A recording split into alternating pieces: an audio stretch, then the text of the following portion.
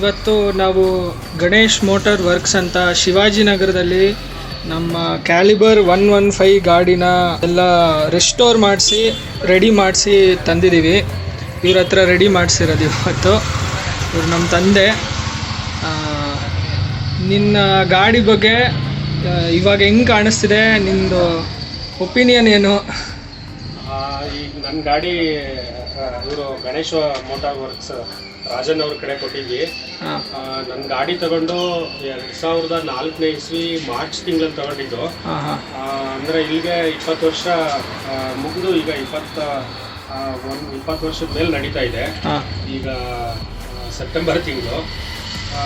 ಈ ಗಾಡಿ ನಾನು ತಗೊಂಡಾಗಿಂದ ತುಂಬ ಚೆನ್ನಾಗೇ ಇದೆ.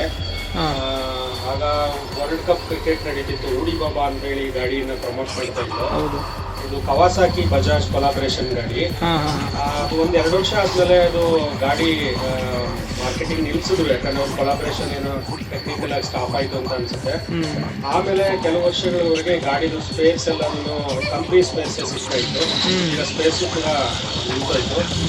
ನನ್ನ ಗಾಡಿ 20 ವರ್ಷದಲ್ಲಿ ಒಂದು 10-15 ವರ್ಷಗಳ ಕಾಲ ಬೆಂಗಳೂರಲ್ಲಿ ಮನೆಯಿಂದ ಆಫೀಸ್ಗೆ ರೆಗ್ಯುಲರ್ ಆಗಿ ಓಡಾಡಿಸ್ತಾ ಇದೆ. ಮತ್ತು ನೇಟಿವ್ ಪ್ಲೇಸ್ಗೆ ಕೂಡ ಪ್ರತಿ ವೀಕೆಂಡಲ್ಲಿ ಹೋಗಿ ಬರ್ತಾ ಇದೆ. ಅಂದರೆ ಗಾಡಿ ಒಂದಿನೂ ಕೂಡ ಮನೆಯಲ್ಲಿ ನಿಲ್ತೇ ಇಲ್ಲ ಇದು. ಅದಾದ ನಂತರ ಈಗ ನಾನು ಬೆಂಗಳೂರಿಂದ ಹೊರಗಡೆ ಕೋಲಾರ ಡಿಸ್ಟ್ರಿಕ್ಟ್ KGF ತಾಲೂಕಲ್ಲಿ ವರ್ಕ್ ಮಾಡ್ತಾ ಇದ್ದೀನಿ, ಕಾಲೇಜ್ ಅಸಿಸ್ಟೆಂಟ್ ಪ್ರೊಫೆಸರ್ ಆಗಿ. ಕೊರೋನಾ ಟೈಮಲ್ಲಂತೂ ಗಾಡಿನ ಬೆಂಗಳೂರಿಂದ ಅಲ್ಲಿವರೆಗೂ ನಾನು ರೆಗ್ಯುಲರ್ ಆಗಿ ಓಡಾಡಿಸ್ತಾ ಇದ್ದೆ. ಹೀಗಾಗಿ ಈ 20 ವರ್ಷದಲ್ಲಿ ಗಾಡಿ ಏನಿಲ್ಲ ಅಂದರೂ ಅದರಲ್ಲಿ ಸ್ಪೀಡೋಮೀಟರಲ್ಲಿ 1 ಲ್ಯಾಕ್ ಮೈಲ್ವರೆಗೂ ಮಾತ್ರ, ಕಿಲೋಮೀಟರ್ವರೆಗೂ ಮಾತ್ರ ಪ್ರಾವಿಷನ್ ಇರೋದ್ರಿಂದಾಗಿ ಎಷ್ಟು ಓಡಿದೆ ಅಂತ ಅನ್ನೋದನ್ನ ಈಗ ಲೆಕ್ಕ ಹಾಕೋಕ್ಕಾಗಲ್ಲ. ಏನಿಲ್ಲ ಅಂದರೂ ಒಂದು 7ರಿಂದ 8 ಲಕ್ಷ ಕಿಲೋಮೀಟರ್ವರೆಗೂ ಹೊಡಿಬೋದು ಅಂತ ಭಾವಿಸ್ತೀನಿ ನಾನು. ಸರ್, ಇವಾಗ ಈ ಗಾಡಿದು ನಿಮಗೆ ನೀವೆಲ್ಲ ಪೂರ್ತಿ ರೆಡಿ ಮಾಡೋದಕ್ಕೆ ನಮಗೆ ಯಾವ್ಯಾವ ಥರ ಹೊಸದು ಹಾಕ್ದಂಗೆ ಆಗಿದೆ, ಮತ್ತು ಎಷ್ಟು ಖರ್ಚು, ಕಾಸ್ಟ್ ಎಷ್ಟಾಗಿರ್ಬೋದು ಇದ್ರದ್ದು? ಈಗ ಆಲ್ಮೋಸ್ಟು ಡಿಸ್ಮನಿಂಗ್ ಮಾಡಿ ಅಗೇನ್ ರಿಪೀಟಿಂಗ್ ಮಾಡಿದಾಗ ನನಗೊಂದು 35,000 ಆಗಿರ್ತದೆ.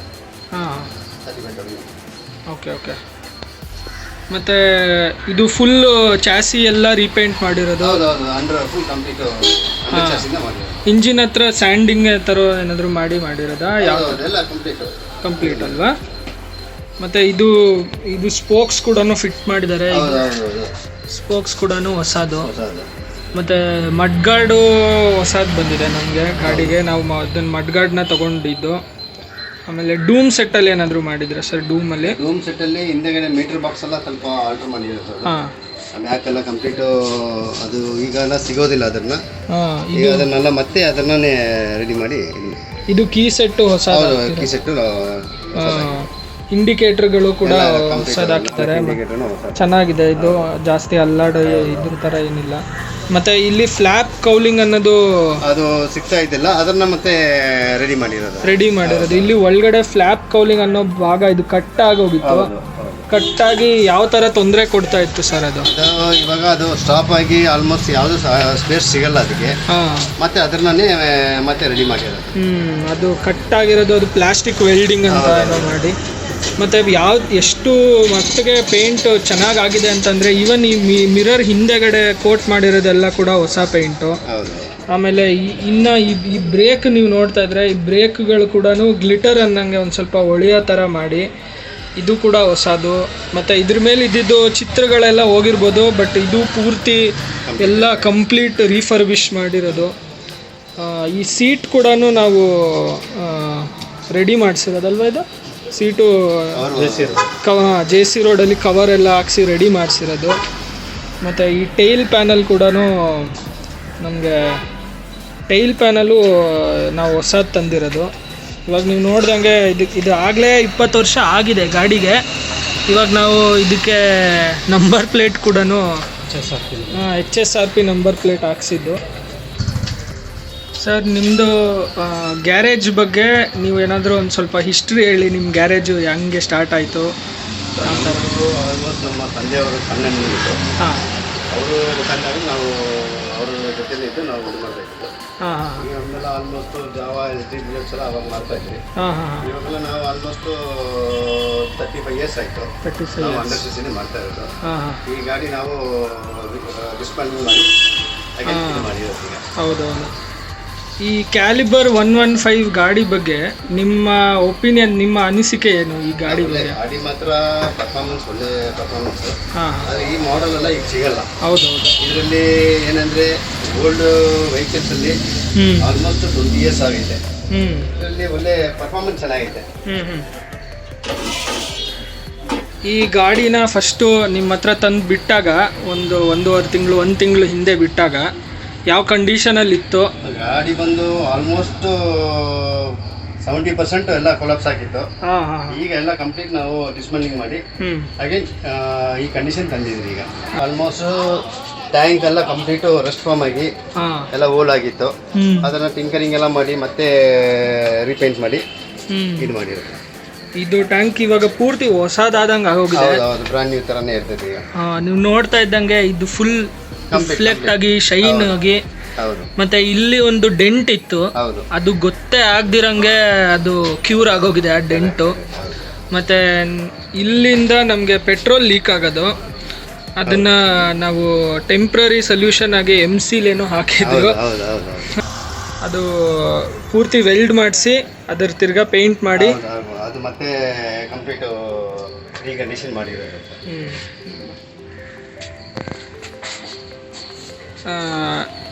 ನಿನ್ನ ಗಾಡಿನಲ್ಲಿ ನೀನು ಕಂಡಂಗೆ ಏನೇನು ಪ್ರಾಬ್ಲಮ್ಸ್ ಇತ್ತು, ನೀನೇನಾದರೂ ಹೇಳ್ಕೊಳ್ಳೋಂಗಿದ್ರೆ?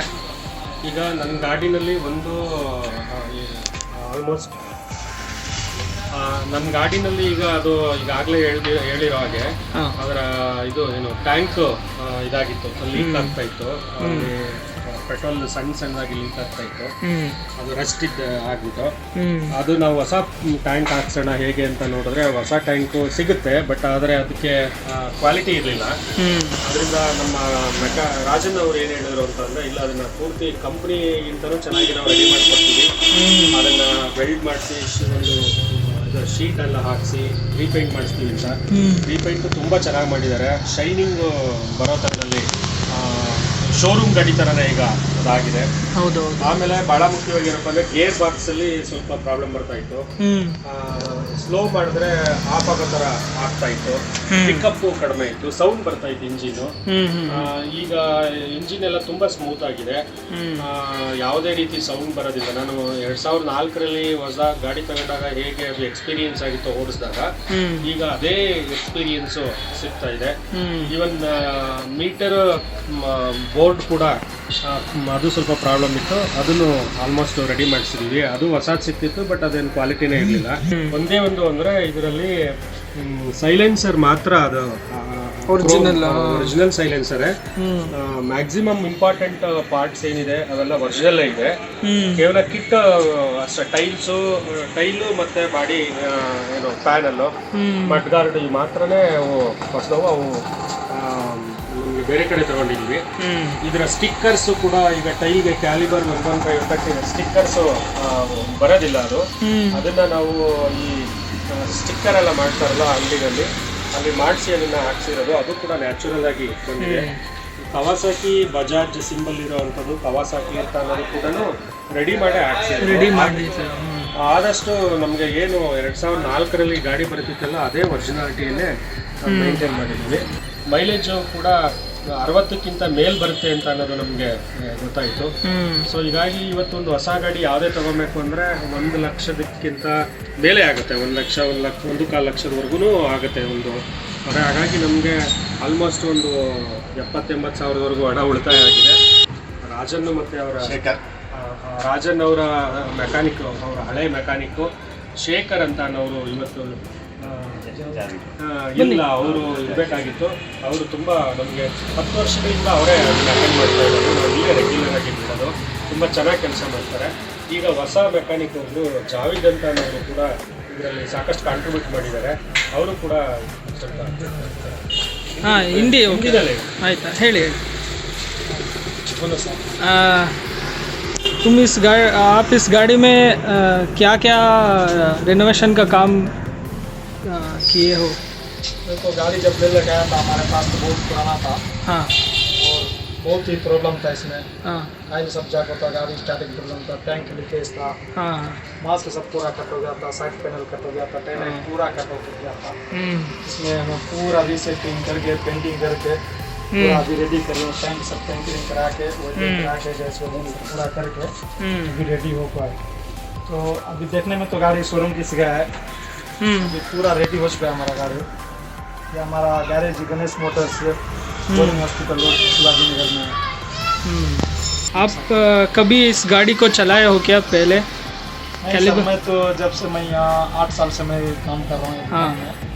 तो रेगुलर आता रहता है गाड़ी हमारे पास से 100cc 350 क्लासिक बुलेट जावा जैसा हमारे पास पहले होता था। हाँ हाँ इससे पहले हमारा यजमान जावा सब करते थे, जावा, EHD हाँ ये सब गाड़ी करते थे। तो अब जावा सब तो कम कर दिया, लेकिन कि 100cc अब ज़्यादा हो रहा है, 100cc 350 क्लासिक ये सब पूरा और गाड़ी अभी कर रहे हैं। हाँ ರಾಜನ್ ಅವರೇ ತುಂಬ ಚೆನ್ನಾಗಿ ಮಾಡಿಕೊಟ್ಟಿದ್ದಾರೆ. ಗಾಡಿ ಬೇರೆ ಕಡೆ ಸಣ್ಣ ಪುಟ್ಟ ಇದಕ್ಕೆ ಏನು ಪ್ರಾಬ್ಲಮ್ಸ್ಗಳನ್ನ ಕಾಣಿಸ್ತಿದೆ. ಅದು ಮೇಜರ್ ಸರ್ವಿಸ್ ಆಗ್ಬೋದು ಅಥವಾ ಅವರ ಮೇಜರ್ ಕೆಲಸ ಎಲ್ಲ ಆಗ್ಬೋದು ನೀವೇ ಕಳೆದ ಒಂದು 10-12 ವರ್ಷದಿಂದ ಮಾಡ್ಕೊಂಡಿದ್ದೀವಿ. ತುಂಬ ಚೆನ್ನಾಗಿ ಹಿಂದೆ ಗಾಡಿನ ಮಾಡ್ತೀನಿ. ಥ್ಯಾಂಕ್ ಯು ಜಾವೇದ್ ನೀವು ಕೂಡ ಈ ಸಲ ಇವರು ಹೊಸ ಮೆಕ್ಯಾನಿಕ್ ಅವರು ಶೇಖರ್ ಯಾವಾಗಲೂ ಅಟೆಂಡ್ ಮಾಡ್ತೀವಿ, ಏನೋ ಅವ್ರ ಪರ್ಸ್ನಲ್ ಕಾರಣದಿಂದ ಎಲ್ಲ ನೀವು ಚೆನ್ನಾಗಿ ಮಾಡ್ತೀವಿ. Thank you lot. Thank you.